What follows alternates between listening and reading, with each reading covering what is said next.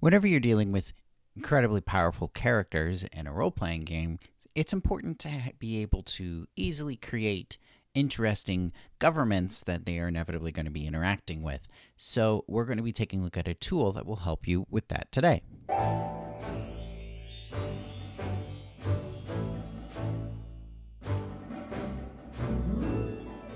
Hello, everybody, and thank you all for joining me again here today on Hastings County for another TTRPG Talk. This video series takes a look at tabletop role-playing games and related materials, makes suggestions for your own home games, and takes a look at some of my own materials or materials you could use for world building.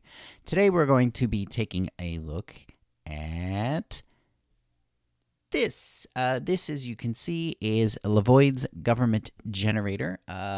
Levoid is it's a creator that we had taken a look at actually last time. They had an SRD, but today we're going to be taking a look at one of their other tools. This is a pretty bare bones but very interesting government generator that you can, of course, use for various forms of world building. So what we're going to do is we're going to do a quick read through of the actual elements of the tool itself. So, as you can see here, we have our actual list of rules and tools and stuff. If you take a look, it says here specifically that the generator is intended to create flawed and unique governments for use in your role-playing games, or of course you could use this for as inspiration for other types of storytelling. One thing to note is it says here, feel free to modify and reproduce this document as long as you credit me. It doesn't explicitly say it, but basically I would take this as being like essentially their own version of a Creative Commons license. So again, feel free to riff or iterate on this is the impression that I get. So it is pretty simple, and the things that you need, in which case you'll just need note-making materials and a six-sided dice. Pretty much everything in here is decided by rolls of a six-sided dice, or presumably decisions made on your own. So basically what this tool is attempting to do is to create the various branches or elements or institutions within the government that would be interacting with one another. And that presumably your players would be potentially involved in or interacting with as well. So the first thing that we'll need to do is take a look at some definitions that they've created, that Lev has created here, in order to try to figure out exactly how all of these pieces work together. The first is that when creating the various institutions, they basically created three different mechanisms or like government types, I guess you could call them. The first one is mentioned here. Basically, our first one is a ministry. So it says here a ministry is run by a single individual, such as a king, chief, governor, director, president, some other form of executive, with near absolute authority over that said institution. So, a potential example of this would be, I don't know, like I mentioned, a president, or some other, like, again, they mention a king, a CEO of a company. That could be the individual who is in charge of a set bureaucracy that has certain responsibilities. And that minister, that person, is essentially making all of the decisions, or at least is answerable for all of the decisions that are being made by the people under them within that institution. The second one mentioned here is a council. So it says here a council is typically run by between 3 and 12 individuals that divide their responsibilities or collectively vote on making decisions. And then our final one here is an assembly, and the assembly is run by dozens or hundreds of individuals who together vote to make decisions. A Congress or a parliament is a good example. Often these will have subcommittees to address specific issues. As you can see, the main sort of dividing elements between them is just how many people are kind of cooperating together to create the decisions. Basic ideas. And then, of course, once we have figured out what structures are going where, then we need to determine responsibilities. So, taking a look at the specific tools that we have here, it says that responsibilities represent the actions that branch of government is overseeing, which of course makes sense. For example, an institution with the military responsibility would have charge over the standing army and could be chartered with waging wars or defending the homeland. Of course, another institution might be in charge of foreign affairs, and another one in charge of the treasury or justice or policing or external foreign espionage or stuff like that. And in fact, some of them are mentioned here. So basically, the way that they recommend that you do this is you have your piece of paper, right, or whatever you're using for note taking. You split it up into 6 sections. And then you randomly roll throughout the various responsibilities on your list, and that each of them go into a different category. Each one goes into a different column. Any columns that are empty are removed because they don't have responsibilities, therefore they're not important. And then you roll on the chart, which is here, this chart here, to determine whether the institution we're talking about is a ministry, a council, or an assembly. And of course, you can see there's a 1/3 chance of each. You could, of course, modify these if depending upon, or just pick, I guess, depending upon how you feel about this particular situation. Then you would, and again, interpret these results, and then you can start to construct the sort of history and the culture behind the government as to why certain things have been arranged in a certain way. Like, oh, here is a person, and it's a ministry, but they're only in charge of, let's say, I don't know, ideology. So maybe this person is kind of like a pope or some sort of significant cultural leader. Maybe we have an assembly, right? So basically a parliament, right? But the parliament is only in charge of taxation and production. So these are just the people who are in charge of basically money, right? Producing things and distributing things and making sure things go where they need to go. Stuff like that. And again, we've mentioned responsibilities. So here we have like a base. Here, Lev provides us with like a base examples of some things that could be responsibilities of various forms of government. So again, we have diplomacy, production, taxation, ideology, legislation, infrastructure, espionage, justice, and military. But of course, they also provide some supplementary lists. So, for example, for modern government would also have other departments in charge of things like health and education, culture. Again, that could potentially tie back to our ideology, scientific research or media. So media, there you go. You got the BBC, right, or whatever. Research, you have the National Science Foundation, things like that.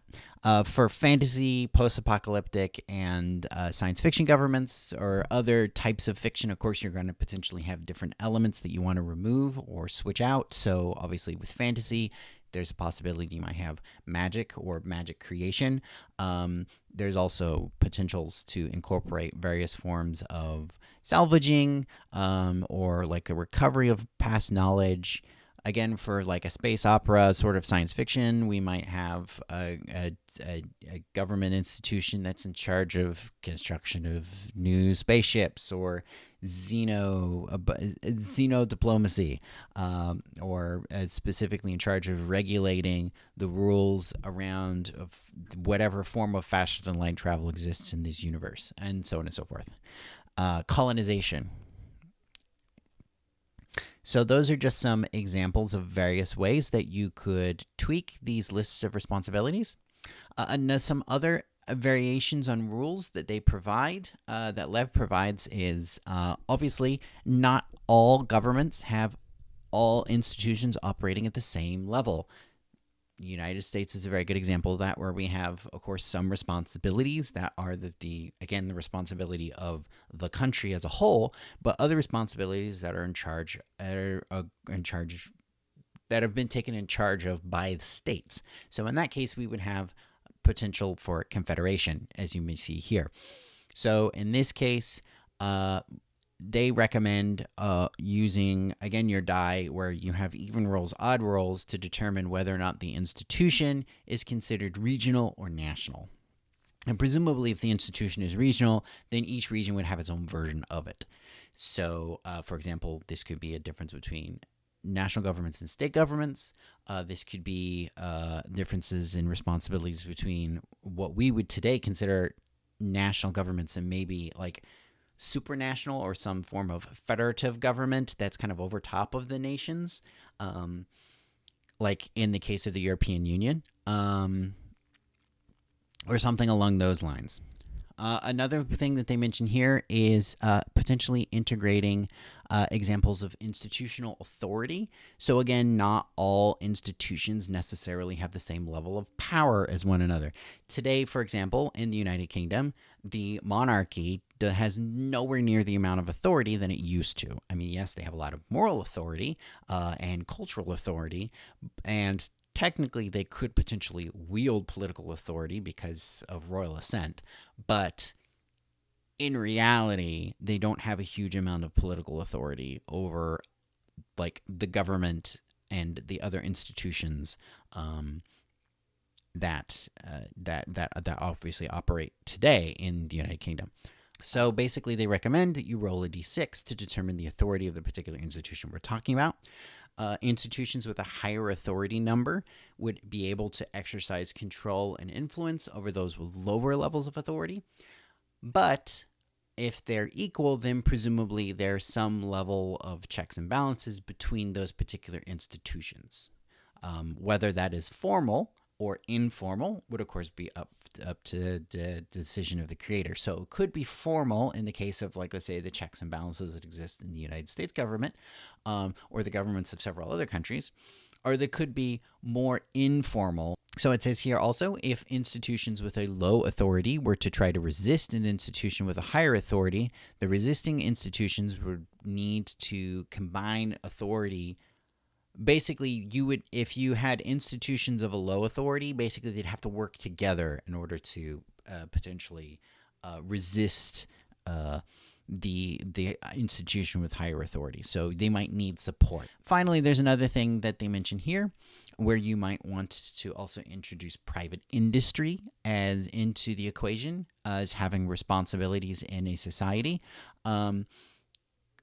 Simply choose any number of institution slots to be run by private corporations. So, for example, a mixed economy might have 3 of its 6 slots being privatized and 3 being government controlled, or more than that or fewer than that, right? So basically it says here, for privatized institutions, replace ministry, council, and assembly types with a monopoly, oligopoly, or open market types. And monopoly, as you can imagine, would be, of course, one company dominating the entire industry. So they give the example of Rockefeller Oil, which is definitely a good, Standard Oil is definitely a good example of that, although there are others. Oligopoly would be an industry where several different companies are dominating the share of the market. So, of course, that would be the tech sector today, where you have Google and Microsoft and a couple of other, Apple and a couple other big ones, and then everybody else is really small. And then, of course, open market is, you have hundreds or potentially even thousands of companies all doing the same thing. Finally, it says also that you might want to consider integrating various forms of sub-institutions. So in this instance, it would be maybe your institution has institutions under it, or you might need to take some of these areas of responsibility and break them out some. So here he gives an example of some sub-institutions that you might find in the military, the responsibilities sub-institutions in a military organization might have. Some sub-responsibilities for sub-institutions related to infrastructure might be, of course, you have the various forms of transportation, like, boats or trains, planes. So a good example in the United States, within the Department of Transportation, would be like the FAA, TSA, the Federal Highway Authority, which that's not their proper name, but you know what I mean. The Railroad Retirement Board, the various forms of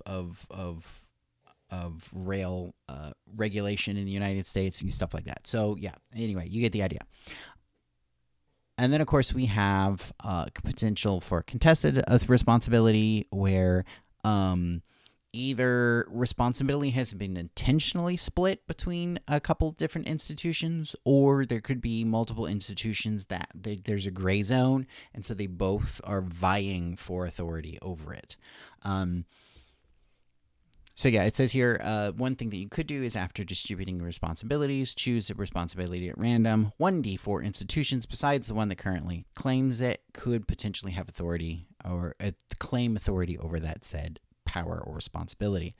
So, yeah, and one that actually I would add that's not mentioned here is, in addition to having potentially privatized responsibility, is that you could also use this structure to create an internal governing structure. Sorry, let me try to find it real quick.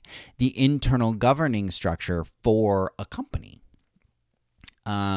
So, like, for example, our ministry could be the CEO, or other executive officers that are potentially in charge of certain sections of the government, the internal decision making of the company. The council could be the board of directors, and the assembly would be, potentially shareholders or the workers, or the actual or elements of the labor force if it's kind of broken up like a union, like unionized employees or non-unionized employees, or employees that belong to different unions. These are all different things that could also potentially be useful to look at and play out, like if you're doing some form of corporate role-playing game. So here's an example that the creator of this tool sort of made as an example of how this might work. So here we have the government of Halatia. Within it, they are actually using not only the different types of governing bodies and also the responsibilities, but you'll also notice that they added authority scores for each of these as well. So here, of course, at the top, we have a triumvirate that's in charge of justice, legislation, and taxation.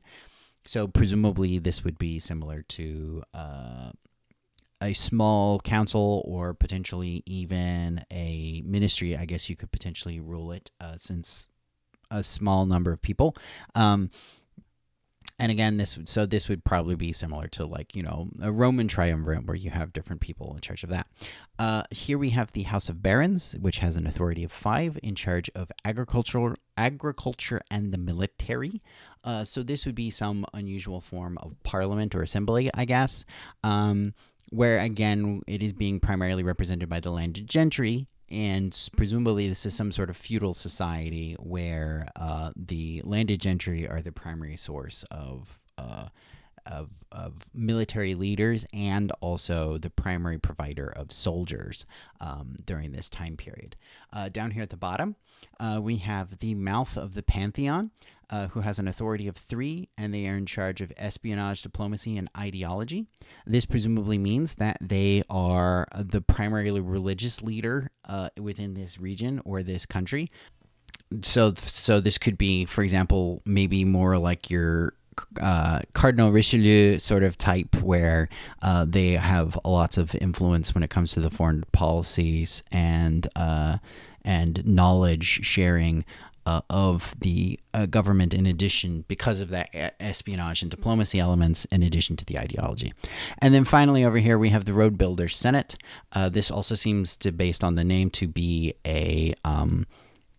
presumably an assembly of some sort, with that only has influence over, again, as I mentioned, building roads, but presumably other forms of infrastructure as well.